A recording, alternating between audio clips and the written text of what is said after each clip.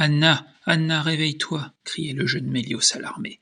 Sa sœur, qui dormait tranquillement dans son lit il y a encore un instant, sentit le danger en une fraction de seconde. Avant même d'ouvrir les yeux, son sixième sens l'avertit de la présence d'intrus à proximité. Des intrus venus pour les tuer. Anna, Anna, j'ai besoin de toi, réveille-toi. En se réveillant, Anna eut les yeux agressés par le soleil. Elle détourna le regard. Anna, tu vas bien. Le frère de la Mélios était soulagé. Sa sœur était tombée dans le coma juste avant le naufrage. À présent que la tempête était terminée et le ciel sans nuages, les Mélios cherchaient à rassembler et vérifier l'état de tout le monde sur la plage.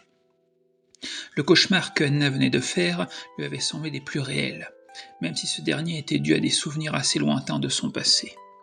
Anna prit conscience que malgré tout, elle et Néor étaient encore en vie. Profitant de ce court instant de soulagement, elle serra son frère dans ses bras.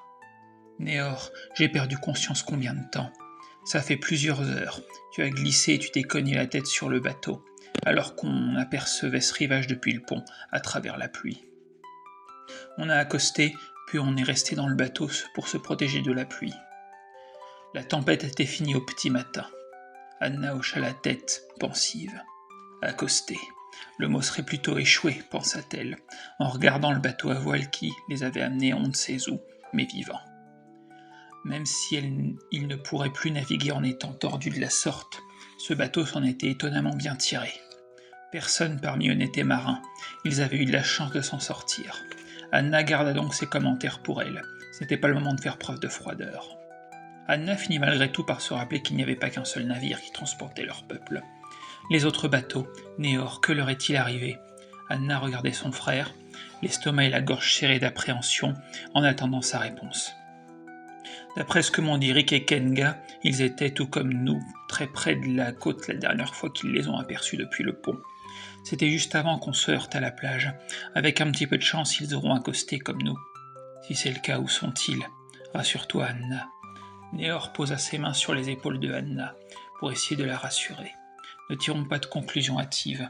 Je sais bien que je ne connais pas grand-chose au marais, mais il est possible que les autres bateaux aient été poussés un peu plus loin que le nôtre. Mais qu'ils aient quand même atteint la terre ferme. Anna inspira profondément. D'accord. On partira à leur recherche, demanda-t-elle. Évidemment, répondit Néor. Peu de temps après, le clan avait compté tout le monde et il ne manquait personne. Mais quelques-uns déploraient une côte fêlée ou un bras cassé, et les quelques enfants ne tarderaient pas à avoir besoin de manger. Passée l'euphorie apportée par le fait que tous à bord s'en étaient sortis vivants, les Mélios devaient prendre une décision compliquée. On devrait partir à la recherche des autres, ils en feraient autant pour nous. C'est exact, Rick, mais nous avançons en territoire inconnu. Si nous faisons cela, il faut s'attendre à rencontrer des créatures dangereuses. Par ailleurs, tout le monde ici n'est pas au meilleur de sa forme. Varn, vous ne sous-entendez quand même pas que nous devrions renoncer à les retrouver? Dit Kenga, alors qu'elle bandait le bras cassé de quelqu'un d'autre. Certainement pas, Kenga. Je rappelle simplement à chacun que, quelle que soit la route que nous prendrons, il y aura du danger. Varn était le plus vieux membre du clan à l'heure actuelle, mais ce n'était pas la seule chose qui faisait le poids de sa parole dans la balance.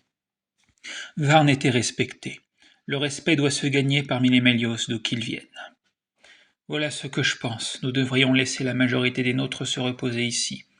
Les blessés, les enfants et leurs parents. La moitié de ceux qui savent tenir une arme resteront avec eux pour les protéger. L'autre moitié accompagne nos chasseurs pour explorer les alentours.